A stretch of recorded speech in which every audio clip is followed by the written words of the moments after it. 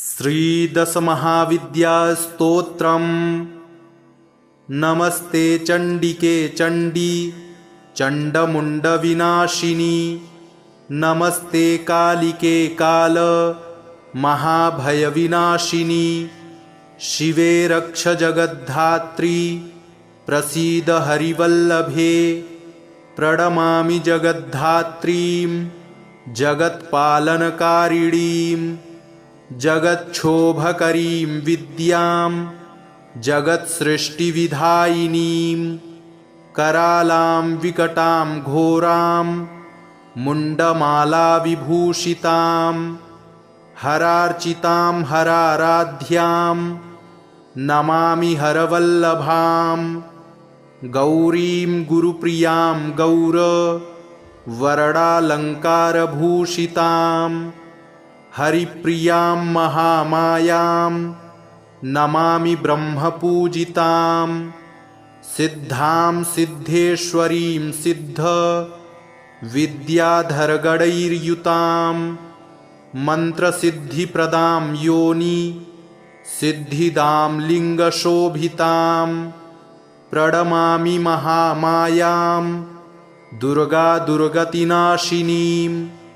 उग्रामुग्रमयीमुग्र तारामुग्रगणैर्युतां नीलां नीलघनश्यामां नमामि नीलसुन्दरीं। श्यामाङ्गीं श्यामघटिकां श्यामवर्णविभूषितां। प्रणमामि जगद्धात्रीं गौरीं सर्वार्थसाधिनीं। विश्वेश्वरीं महाघोरां विकटां घोरनादिनीं।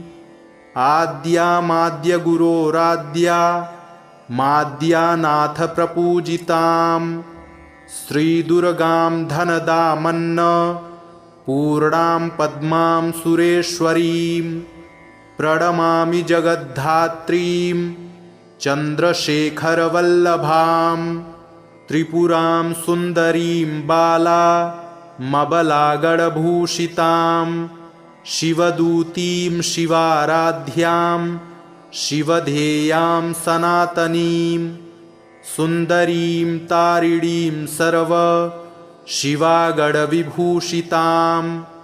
नारायणीं विष्णुपूज्यां ब्रह्मविष्णुहरप्रियां। सर्वसिद्धिप्रदां नित्यामनित्यगणवर्जितां।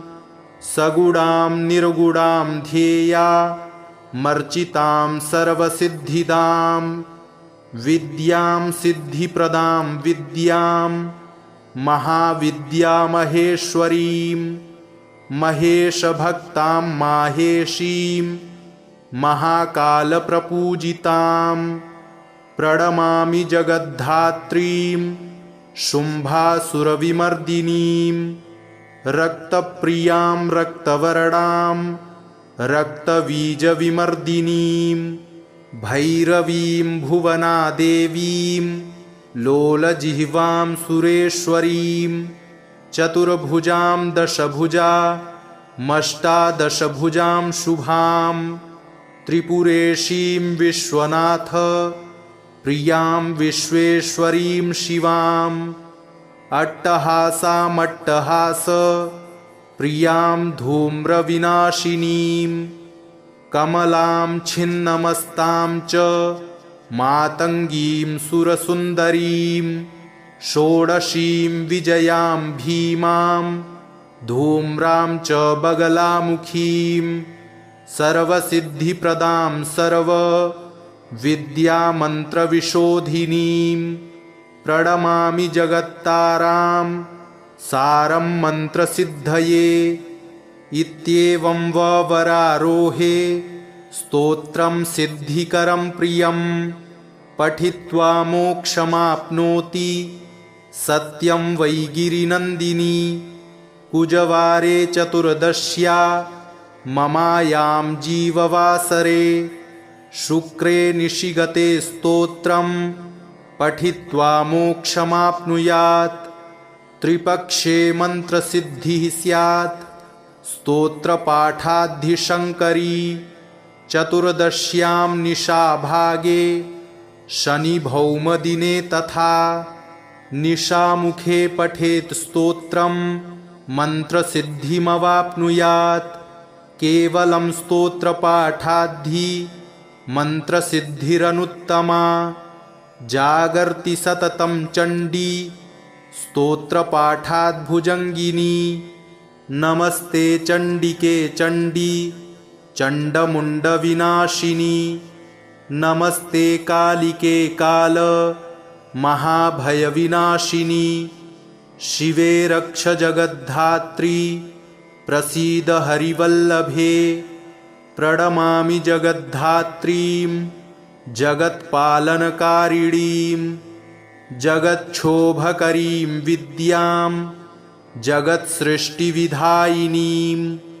करालां विकटां घोरां मुण्डमालाविभूषितां हरार्चितां हराराध्यां नमामि हरवल्लभां। गौरीं गुरुप्रियां गौरवरडालङ्कारभूषितां हरिप्रियां महामायां नमामि ब्रह्मपूजितां। सिद्धां सिद्धेश्वरीं सिद्ध विद्याधरगणैर्युतां मन्त्रसिद्धिप्रदां योनि सिद्धिदां लिङ्गशोभितां।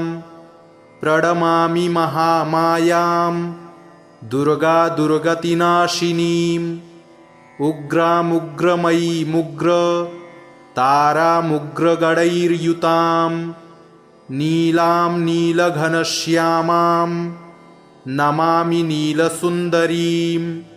श्यामाङ्गीं श्यामघटिकां श्यामवर्णविभूषितां प्रणमामि जगद्धात्रीं गौरीं सर्वार्थसाधिनीं। विश्वेश्वरीं महाघोरां विकटां घोरनादिनीम् आद्यामाद्यगुरोराद्या माद्यानाथप्रपूजितां। श्रीदुर्गां धनदामन्न पूर्णां पद्मां सुरेश्वरीं। प्रणमामि जगद्धात्रीं चन्द्रशेखरवल्लभां। त्रिपुरां सुन्दरीं बालामबलागणभूषितां। शिवदूतीं शिवाराध्यां शिवधेयां सनातनीं। सुन्दरीं तारिणीं सर्व शिवागणविभूषितां। नारायणीं विष्णुपूज्यां ब्रह्मविष्णुहरप्रियां। सर्वसिद्धिप्रदां नित्या मनित्यगणवर्जितां। सगुणां निर्गुणां ध्येया मर्चितां सर्वसिद्धिदां। विद्यां सिद्धिप्रदां विद्यां महाविद्यामहेश्वरीं। महेशभक्तां माहेशीं महाकालप्रपूजितां। प्रणमामि जगद्धात्रीं शुम्भासुरविमर्दिनीं। रक्तप्रियां रक्तवर्णां रक्तबीजविमर्दिनीं। भैरवीं भुवनादेवीं लोलजिह्वां सुरेश्वरीं। चतुर्भुजां दशभुजामष्टादशभुजां शुभां। त्रिपुरेशीं विश्वनाथ प्रियां विश्वेश्वरीं शिवां। अट्टहासामट्टहास प्रियां धूम्रविनाशिनीं। कमलां छिन्नमस्तां च मातङ्गीं सुरसुन्दरीं। षोडशीं विजयां भीमां धूम्रां च बगलामुखीं। सर्वसिद्धिप्रदां सर्वविद्यामन्त्रविशोधिनीं। प्रणमामि जगत्तारां सारं मन्त्रसिद्धये। इत्येवं वरारोहे स्तोत्रं सिद्धिकरं प्रियं। पठित्वा मोक्षमाप्नोति सत्यं वै गिरिनन्दिनी कुजवारे चतुर्दश्या ममायां जीववासरे शुक्रे निशिगते स्तोत्रं पठित्वा मोक्षमाप्नुयात् त्रिपक्षे मन्त्रसिद्धिः स्यात् स्तोत्रपाठाद्धिशङ्करी चतुर्दश्यां निशाभागे शनिभौमदिने तथा निशामुखे पठेत् स्तोत्रं मन्त्रसिद्धिमवाप्नुयात् केवलं स्तोत्रपाठाद्धि मन्त्रसिद्धिरनुत्तमा जागर्ति सततं चण्डी स्तोत्रपाठाद्भुजङ्गिनी नमस्ते चण्डिके चण्डी चण्डमुण्डविनाशिनी नमस्ते कालिके काल महाभयविनाशिनी शिवे रक्ष जगद्धात्री प्रसीद हरिवल्लभे प्रणमामि जगद्धात्रीं जगत्पालनकारिणीं जगच्छोभकरीं विद्यां जगत्सृष्टिविधायिनीं करालां विकटां घोरां मुण्डमालाविभूषितां हरार्चितां हराराध्यां नमामि हरवल्लभां गौरीं गुरुप्रियां गौर वरडालङ्कारभूषितां हरिप्रियां महामायां नमामि ब्रह्मपूजितां सिद्धां सिद्धेश्वरीं सिद्ध विद्याधरगणैर्युतां मन्त्रसिद्धिप्रदां योनि सिद्धिदां लिङ्गशोभितां प्रणमामि महामायां दुर्गा दुर्गतिनाशिनीम् उग्रामुग्रमयीमुग्र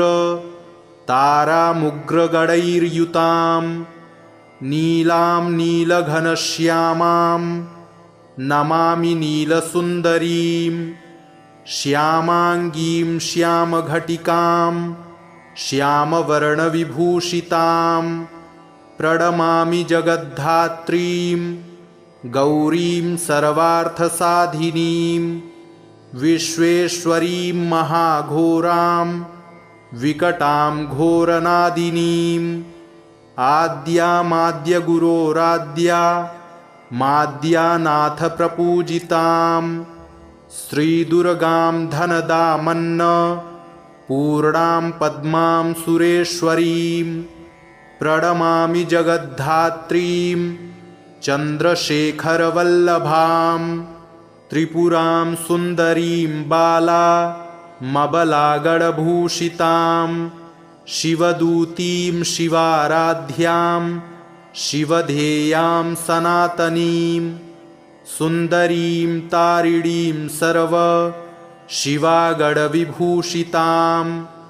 नारायणीं विष्णुपूज्यां ब्रह्मविष्णुहरप्रियां सर्वसिद्धिप्रदां नित्या मनित्यगणवर्जितां सगुणां निर्गुणां ध्येया मर्चितां सर्वसिद्धिदां विद्यां सिद्धिप्रदां विद्यां महाविद्यामहेश्वरीं महेशभक्तां माहेशीं महाकालप्रपूजितां प्रणमामि जगद्धात्रीं शुम्भासुरविमर्दिनीं रक्तप्रियां रक्तवर्णां रक्तबीजविमर्दिनीं भैरवीं भुवनादेवीं लोलजिह्वां सुरेश्वरीं चतुर्भुजां दशभुजा मष्टादशभुजां शुभां त्रिपुरेशीं विश्वनाथ प्रियां विश्वेश्वरीं शिवां अट्टहासामट्टहास प्रियां धूम्रविनाशिनीं कमलां छिन्नमस्तां च मातङ्गीं सुरसुन्दरीं षोडशीं विजयां भीमां धूम्रां च बगलामुखीं सर्वसिद्धिप्रदां सर्वविद्यामन्त्रविशोधिनीं प्रणमामि जगत्तारां सारं मन्त्रसिद्धये। इत्येवं वरारोहे स्तोत्रं सिद्धिकरं प्रियं पठित्वा मोक्षमाप्नोति सत्यं वै गिरिनन्दिनी। कुजवारे चतुर्दश्या ममायां जीववासरे शुक्रे निशिगते स्तोत्रं पठित्वा मोक्षमाप्नुयात्। त्रिपक्षे मन्त्रसिद्धिः स्यात् स्तोत्रपाठाद्धिशङ्करी। चतुर्दश्यां निशाभागे शनिभौमदिने तथा निशामुखे पठेत् स्तोत्रं मन्त्रसिद्धिमवाप्नुयात्। केवलं स्तोत्रपाठाद्धि मन्त्रसिद्धिरनुत्तमा। जागर्ति सततं चण्डी स्तोत्रपाठाद्भुजङ्गिनी। नमस्ते चण्डिके चण्डी चण्डमुण्डविनाशिनी।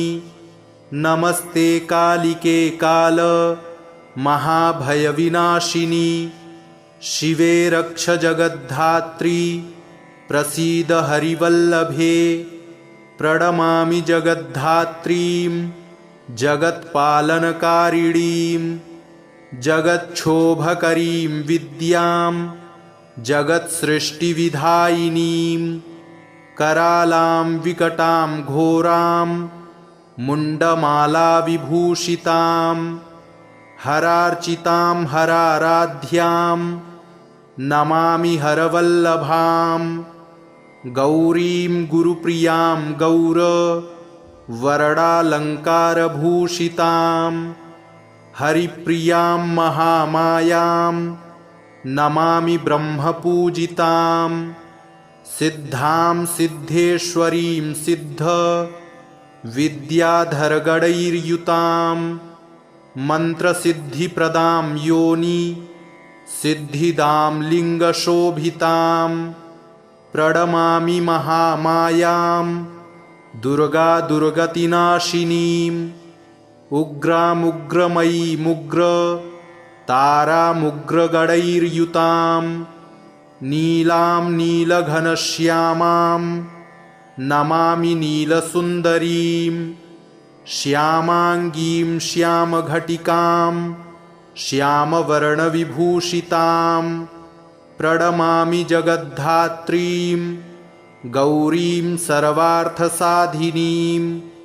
विश्वेश्वरीं महाघोरां विकटां घोरनादिनीं। आद्यामाद्यगुरोराद्या माद्यानाथ प्रपूजितां। श्रीदुर्गां धनदामन्न पूर्णां पद्मां सुरेश्वरीं। प्रणमामि जगद्धात्रीं चन्द्रशेखरवल्लभां। त्रिपुरां सुन्दरीं बालामबलागणभूषितां। शिवदूतीं शिवाराध्यां शिवधेयां सनातनीं। सुन्दरीं तारिणीं सर्व शिवागणविभूषितां।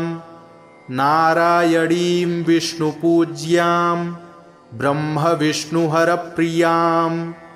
सर्वसिद्धिप्रदां नित्यामनित्यगणवर्जितां। सगुणां निर्गुणां ध्येया मर्चितां सर्वसिद्धिदां। विद्यां सिद्धिप्रदां विद्यां महाविद्यामहेश्वरीं। महेशभक्तां माहेशीं महाकालप्रपूजितां। प्रणमामि जगद्धात्रीं शुम्भासुरविमर्दिनीं। रक्तप्रियां रक्तवर्णां रक्तबीजविमर्दिनीं। भैरवीं भुवनादेवीं लोलजिह्वां सुरेश्वरीं। चतुर्भुजां दशभुजामष्टादशभुजां शुभां। त्रिपुरेशीं विश्वनाथ प्रियां विश्वेश्वरीं शिवां।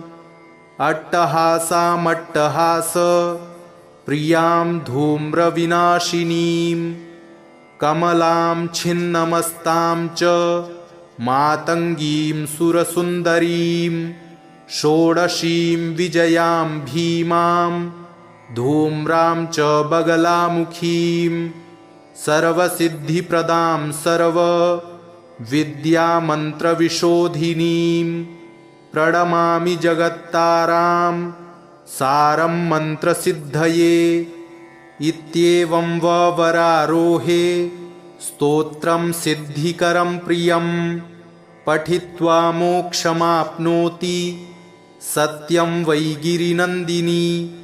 कुजवारे चतुर्दश्या ममायां जीववासरे शुक्रे निशिगते स्तोत्रं पठित्वा मोक्षमाप्नुयात्। त्रिपक्षे मन्त्रसिद्धिः स्यात् स्तोत्रपाठाद्धिशङ्करी। चतुर्दश्यां निशाभागे शनिभौमदिने तथा निशामुखे पठेत् स्तोत्रं मन्त्रसिद्धिमवाप्नुयात्। केवलं स्तोत्रपाठाद्धि मन्त्रसिद्धिरनुत्तमा। जागर्ति सततं चण्डी स्तोत्रपाठाद्भुजङ्गिनी। नमस्ते चण्डिके चण्डी चण्डमुण्डविनाशिनी। नमस्ते कालिके काल महाभयविनाशिनी। शिवे रक्ष जगद्धात्री प्रसीद हरिवल्लभे। प्रणमामि जगद्धात्रीं जगत्पालनकारिणीं जगच्छोभकरीं विद्यां जगत्सृष्टिविधायिनीं करालां विकटां घोरां मुण्डमालाविभूषितां हरार्चितां हराराध्यां नमामि हरवल्लभां। गौरीं गुरुप्रियां गौरवरडालङ्कारभूषितां हरिप्रियां महामायां नमामि ब्रह्मपूजितां। सिद्धां सिद्धेश्वरीं सिद्ध विद्याधरगणैर्युतां मन्त्रसिद्धिप्रदां योनि सिद्धिदां लिङ्गशोभितां। प्रणमामि महामायां दुर्गा दुर्गतिनाशिनीम् उग्रामुग्रमयीमुग्र तारामुग्रगणैर्युतां नीलां नीलघनश्यामां नमामि नीलसुन्दरीं। श्यामाङ्गीं श्यामघटिकां श्यामवर्णविभूषितां प्रणमामि जगद्धात्रीं गौरीं सर्वार्थसाधिनीं। विश्वेश्वरीं महाघोरां विकटां घोरनादिनीं। आद्यामाद्यगुरोराद्या माद्यानाथप्रपूजितां श्रीदुर्गां धनदामन्न पूर्णां पद्मां सुरेश्वरीं।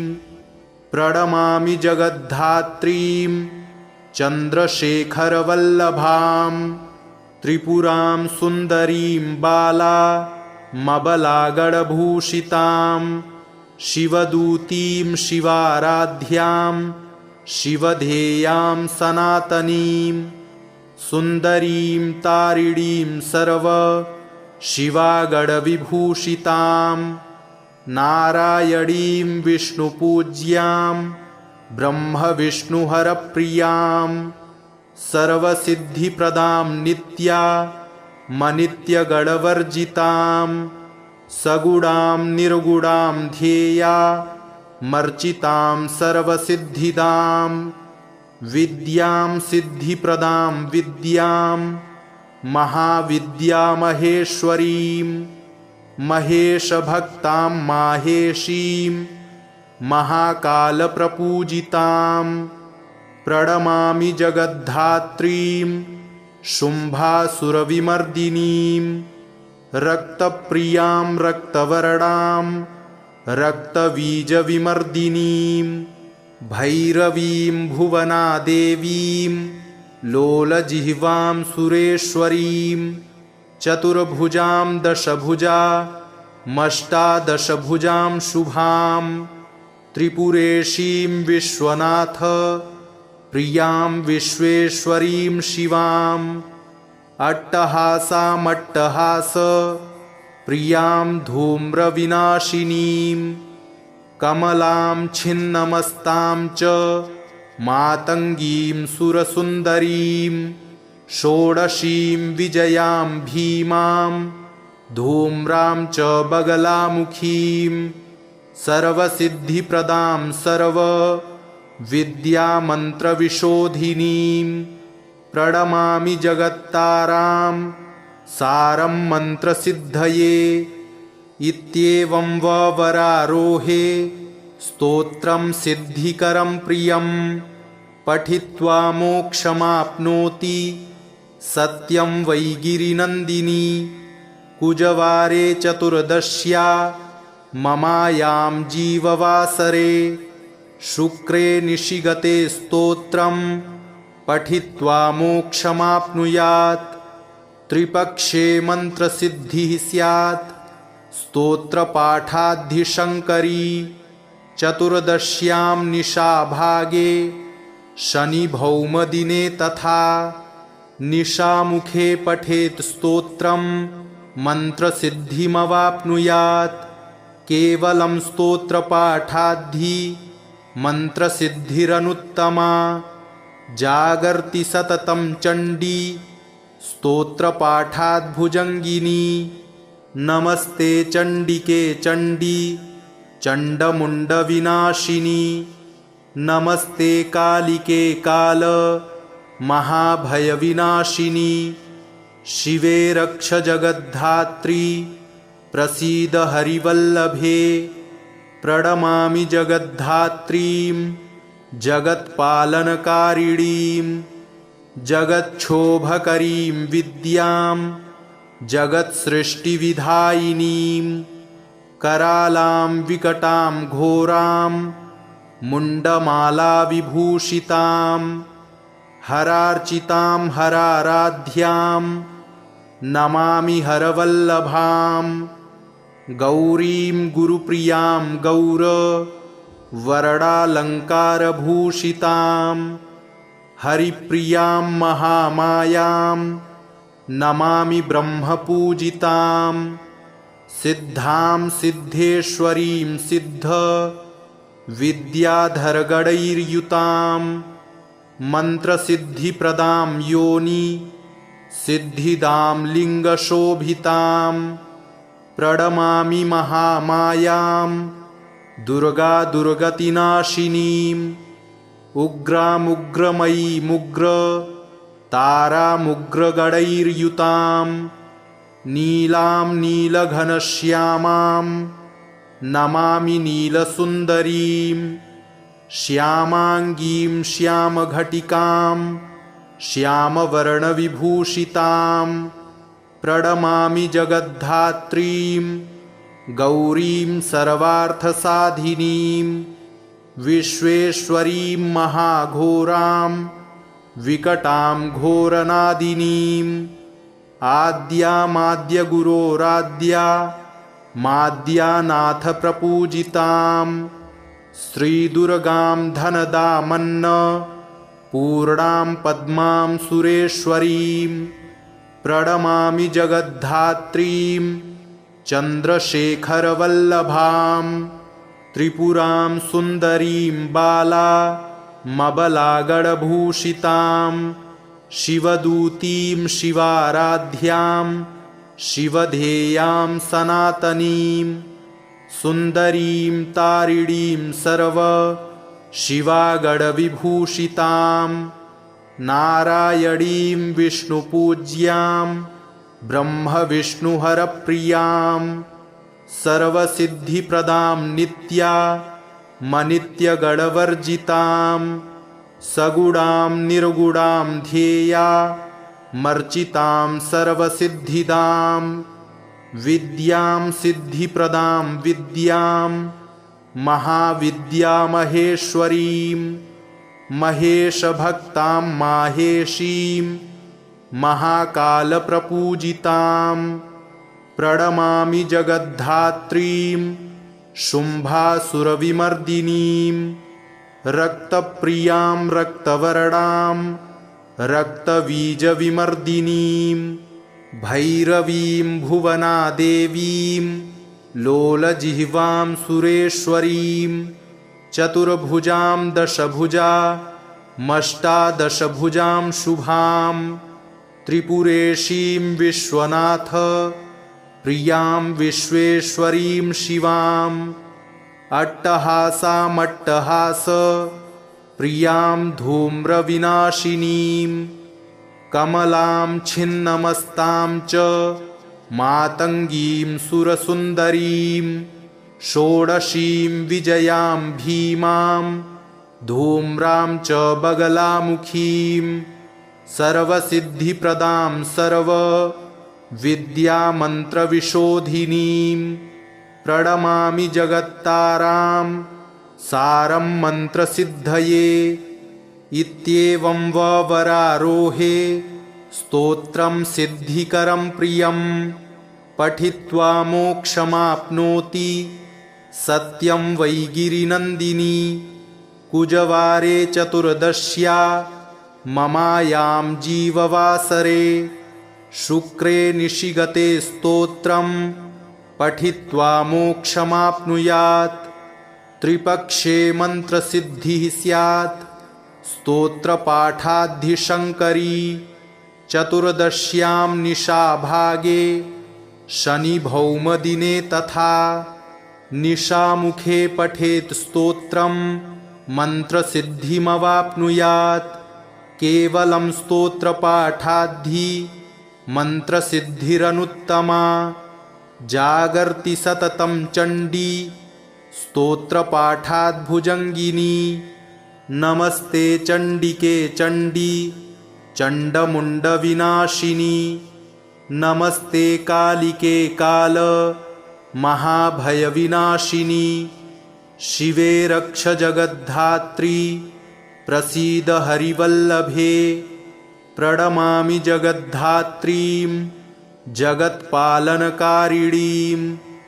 जगच्छोभकरीं विद्यां जगत्सृष्टिविधायिनीं करालां विकटां घोरां मुण्डमालाविभूषितां हरार्चितां हराराध्यां नमामि हरवल्लभां गौरीं गुरुप्रियां गौरवर्णालङ्कारभूषितां हरिप्रियां महामायां नमामि ब्रह्मपूजितां सिद्धां सिद्धेश्वरीं सिद्ध विद्याधरगणैर्युतां मन्त्रसिद्धिप्रदां योनि सिद्धिदां लिङ्गशोभितां प्रणमामि महामायां दुर्गादुर्गतिनाशिनीं उग्रामुग्रमयीमुग्र तारामुग्रगणैर्युतां नीलां नीलघनश्यामां नमामि नीलसुन्दरीं श्यामाङ्गीं श्यामघटिकां श्यामवर्णविभूषितां प्रणमामि जगद्धात्रीं गौरीं सर्वार्थसाधिनीं विश्वेश्वरीं महाघोरां विकटां घोरनादिनीं आद्यामाद्यगुरोराद्या माद्यानाथप्रपूजितां श्रीदुर्गां धनदामन्न पूर्णां पद्मां सुरेश्वरीं प्रणमामि जगद्धात्रीं चन्द्रशेखरवल्लभां त्रिपुरां सुन्दरीं बालामबलागणभूषितां शिवदूतीं शिवाराध्यां शिवधेयां सनातनीं सुन्दरीं तारिणीं सर्व शिवागणविभूषितां नारायणीं विष्णुपूज्यां ब्रह्मविष्णुहरप्रियां सर्वसिद्धिप्रदां नित्यामनित्यगणवर्जितां सगुणां निर्गुणां ध्येयामर्चितां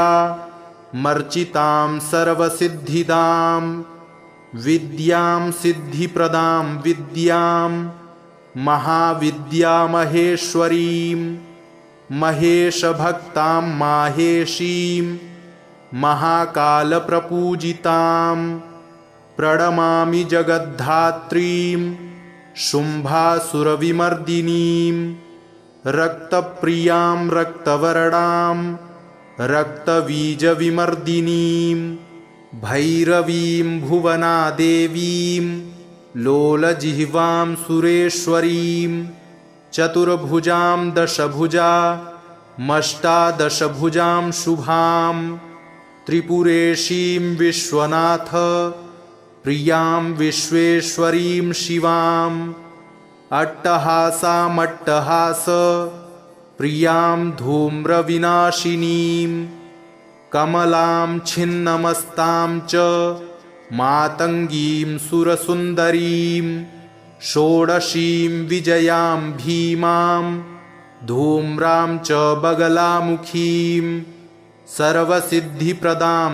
सर्वविद्यामन्त्रविशोधिनीं प्रणमामि जगत्तारां सारं मन्त्रसिद्धये इत्येवं वरारोहे स्तोत्रं सिद्धिकरं प्रियं पठित्वा मोक्षमाप्नोति सत्यं वै गिरिनन्दिनी कुजवारे चतुर्दश्या ममायां जीववासरे शुक्रे निशिगते स्तोत्रं पठित्वा मोक्षमाप्नुयात् त्रिपक्षे मन्त्रसिद्धिः स्यात् स्तोत्रपाठाद्धिशङ्करी चतुर्दश्यां निशाभागे शनिभौमदिने तथा निशामुखे पठेत् स्तोत्रं मन्त्रसिद्धिमवाप्नुयात् केवलं स्तोत्रपाठाद्धि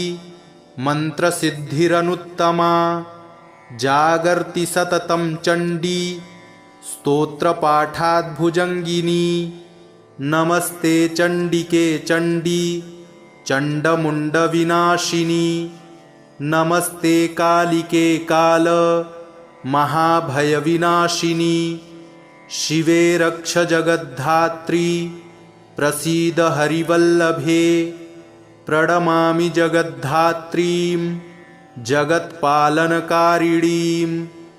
जगच्छोभकरीं विद्यां जगत्सृष्टिविधायिनीं करालां विकटां घोरां मुण्डमालाविभूषितां हरार्चितां हराराध्यां नमामि हरवल्लभां गौरीं गुरुप्रियां गौरवरडालङ्कारभूषितां हरिप्रियां महामायां नमामि ब्रह्मपूजितां सिद्धां सिद्धेश्वरीं सिद्ध विद्याधरगणैर्युतां मन्त्रसिद्धिप्रदां योनि सिद्धिदां लिङ्गशोभितां प्रणमामि महामायां दुर्गा दुर्गतिनाशिनीम् उग्रामुग्रमयीमुग्र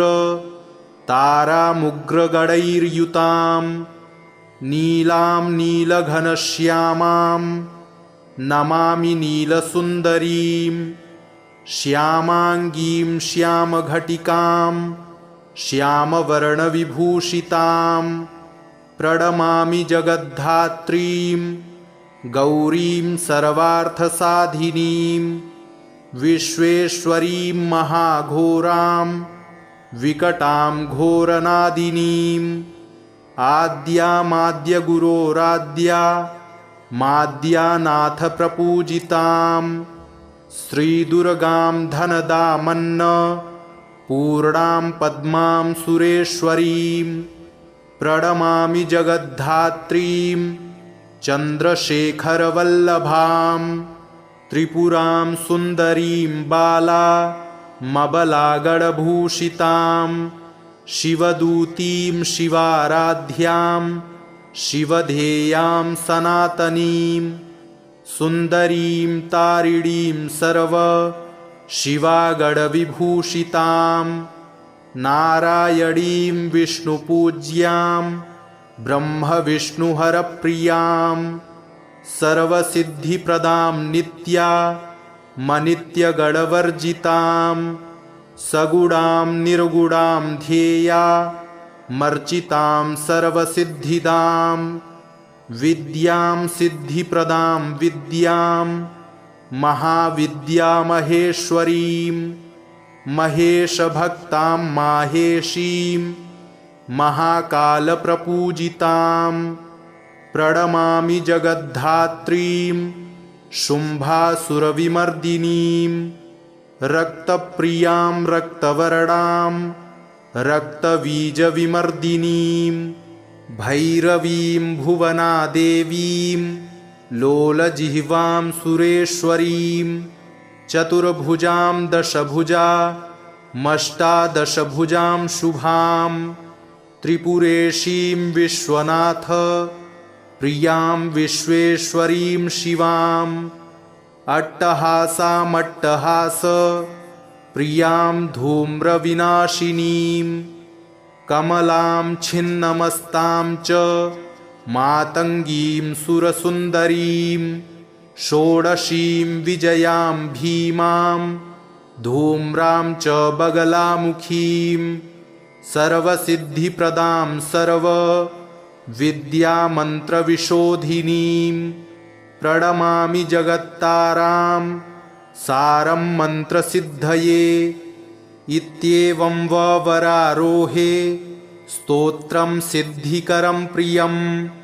पठित्वा मोक्षमाप्नोति सत्यं वै गिरिनन्दिनी कुजवारे चतुर्दश्या ममायां जीववासरे शुक्रे निशिगते स्तोत्रं पठित्वा मोक्षमाप्नुयात् त्रिपक्षे मन्त्रसिद्धिः स्यात् स्तोत्रपाठाद्धिशङ्करी चतुर्दश्यां निशाभागे शनिभौमदिने तथा निशामुखे पठेत् स्तोत्रं मन्त्रसिद्धिमवाप्नुयात् केवलं स्तोत्रपाठाद्धि मन्त्रसिद्धिरनुत्तमा जागर्ति सततं चण्डी स्तोत्रपाठाद्भुजङ्गिनी नमस्ते चण्डिके चण्डी चण्डमुण्डविनाशिनी नमस्ते कालिके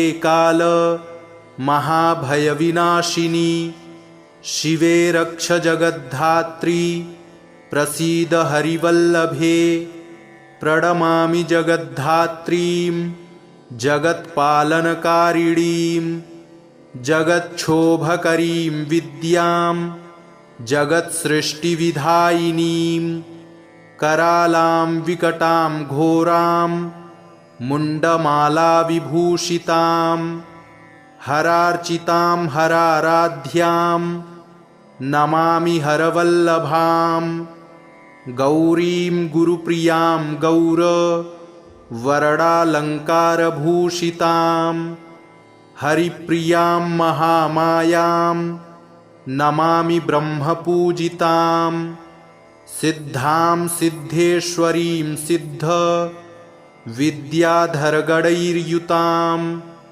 मन्त्रसिद्धिप्रदां योनि सिद्धिदां लिङ्गशोभितां प्रणमामि महामायां दुर्गा दुर्गतिनाशिनीं उग्रामुग्रमयीमुग्र तारामुग्रगणैर्युतां नीलां नीलघनश्यामां नमामि नीलसुन्दरीं श्यामाङ्गीं श्यामघटिकां श्यामवर्णविभूषितां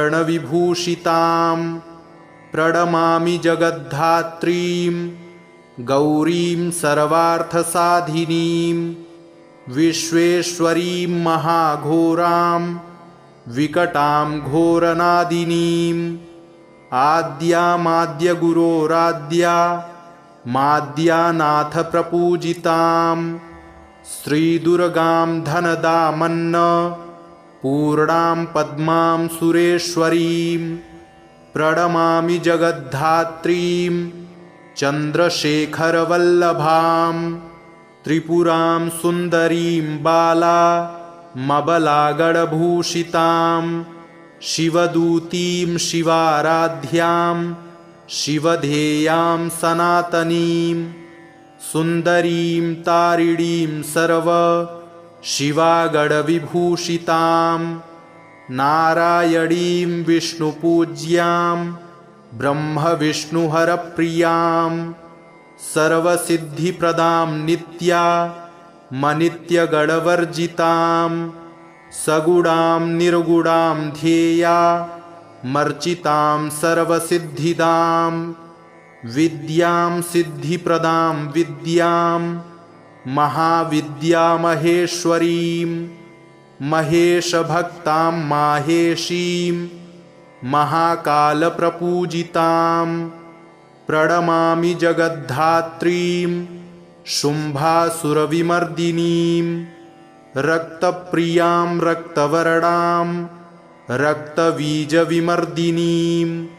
भैरवीं भुवनादेवीं लोलजिह्वां सुरेश्वरीं चतुर्भुजां दशभुजामष्टादशभुजां शुभां त्रिपुरेशीं विश्वनाथ प्रियां विश्वेश्वरीं शिवाम् अट्टहासामट्टहास प्रियां धूम्रविनाशिनीं कमलां छिन्नमस्तां च मातङ्गीं सुरसुन्दरीं षोडशीं विजयां भीमां धूम्रां च बगलामुखीं सर्वसिद्धिप्रदां सर्वविद्यामन्त्रविशोधिनीं प्रणमामि जगत्तारां सारं मन्त्रसिद्धये इत्येवं वरारोहे स्तोत्रं सिद्धिकरं प्रियं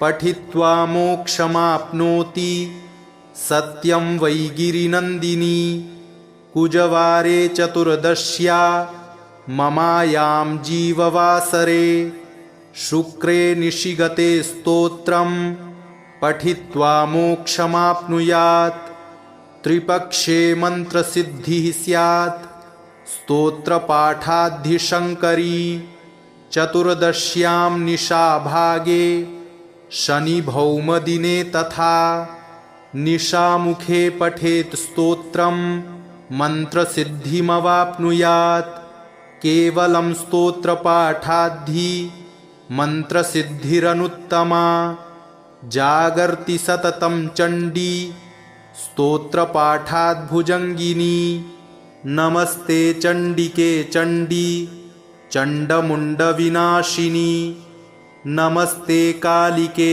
काल महाभयविनाशिनी शिवे रक्ष जगद्धात्री प्रसीद हरिवल्लभे प्रणमामि जगद्धात्रीं जगत्पालनकारिणीं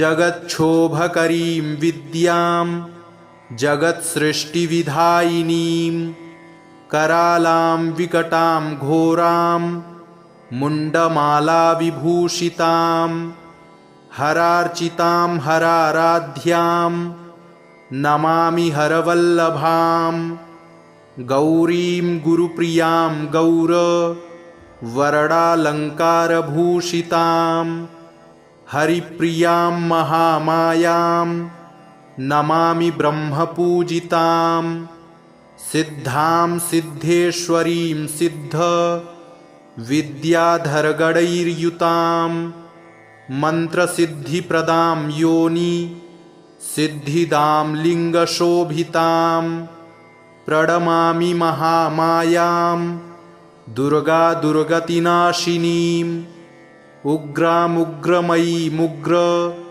तारामुग्रगणैर्युतां नीलां नीलघनश्यामां नमामि नीलसुन्दरीं श्यामाङ्गीं श्यामघटिकां श्यामवर्णविभूषितां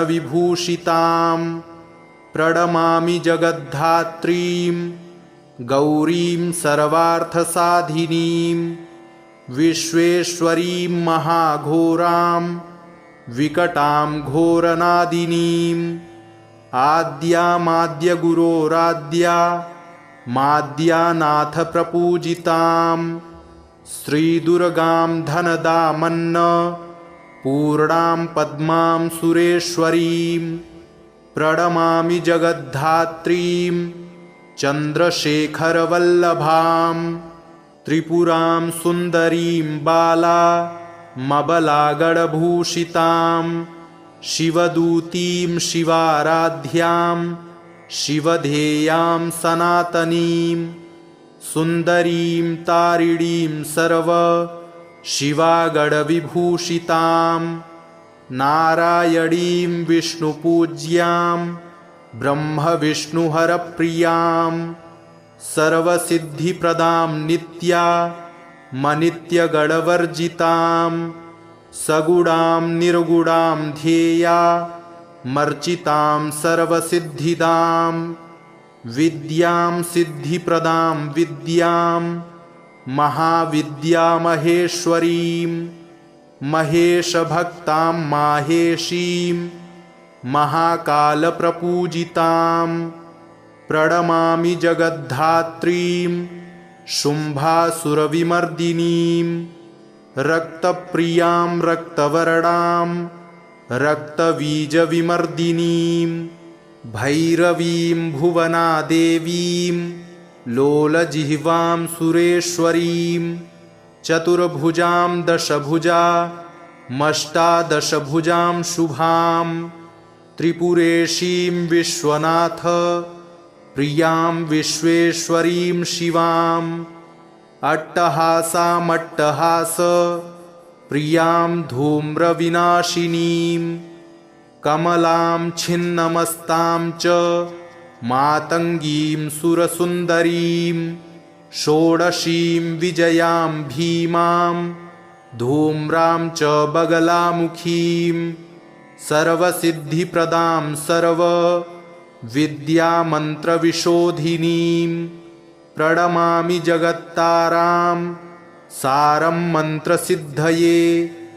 इत्येवं वरारोहे स्तोत्रं सिद्धिकरं प्रियं पठित्वा मोक्षमाप्नोति सत्यं वै गिरिनन्दिनी कुजवारे चतुर्दश्या ममायां जीववासरे शुक्रे निशिगते स्तोत्रं पठित्वा मोक्षमाप्नुयात् त्रिपक्षे मन्त्रसिद्धिः स्यात् स्तोत्रपाठाद्धिशङ्करी चतुर्दश्यां निशाभागे शनिभौमदिने तथा निशामुखे पठेत् स्तोत्रं मन्त्रसिद्धिमवाप्नुयात् केवलं स्तोत्रपाठाद्धि मन्त्रसिद्धिरनुत्तमा जागर्ति सततं चण्डी स्तोत्रपाठाद्भुजङ्गिनी नमस्ते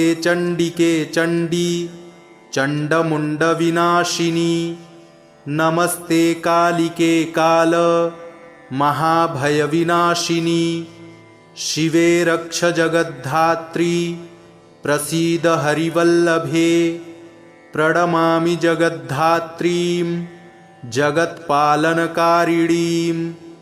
जगच्छोभकरीं विद्यां जगत्सृष्टिविधायिनीं करालां विकटां घोरां मुण्डमालाविभूषितां हरार्चितां हराराध्यां नमामि हरवल्लभां गौरीं गुरुप्रियां गौरवर्णालङ्कारभूषितां हरिप्रियां महामायां नमामि ब्रह्मपूजितां सिद्धां सिद्धेश्वरीं सिद्ध विद्याधरगणैर्युतां मन्त्रसिद्धिप्रदां योनि सिद्धिदां लिङ्गशोभितां प्रणमामि महामायां दुर्गादुर्गतिनाशिनीम् उग्रामुग्रमयीमुग्र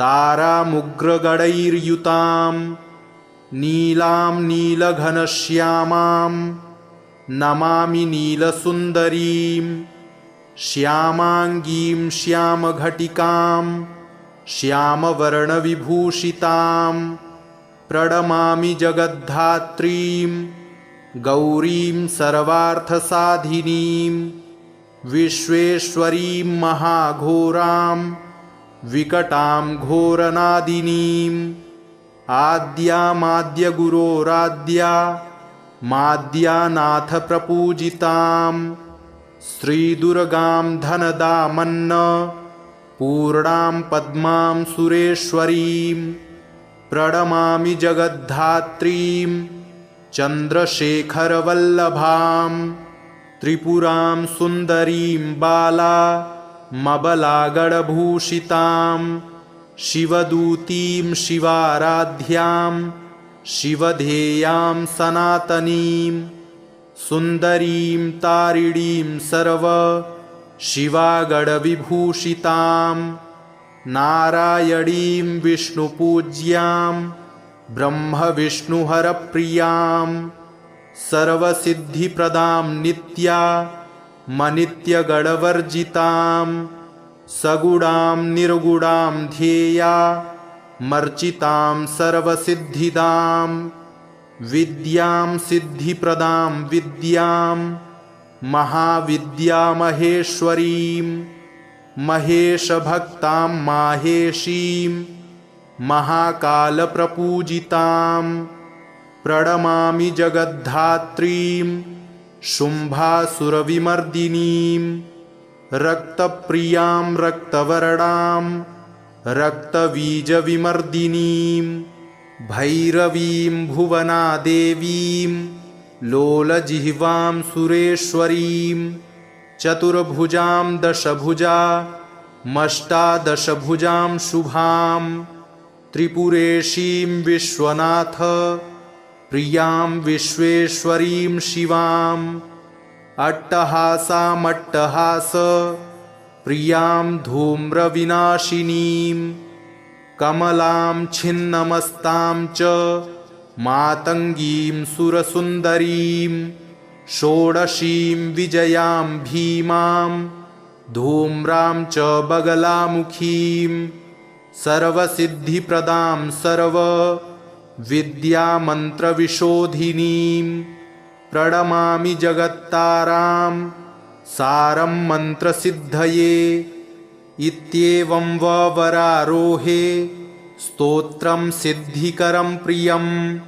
पठित्वा मोक्षमाप्नोति सत्यं वै गिरिनन्दिनी कुजवारे चतुर्दश्या ममायां जीववासरे शुक्रे निशिगते स्तोत्रं पठित्वा मोक्षमाप्नुयात् त्रिपक्षे मन्त्रसिद्धिः स्यात् स्तोत्रपाठाद्धिशङ्करी चतुर्दश्यां निशाभागे शनिभौमदिने तथा निशामुखे पठेत् स्तोत्रं मन्त्रसिद्धिमवाप्नुयात् केवलं स्तोत्रपाठाद्धि मन्त्रसिद्धिरनुत्तमा जागर्ति सततं चण्डी स्तोत्रपाठाद्भुजङ्गिनी इति श्रीमुण्डमालातन्त्रे एकादशपटले दशमहाविद्यास्तोत्रं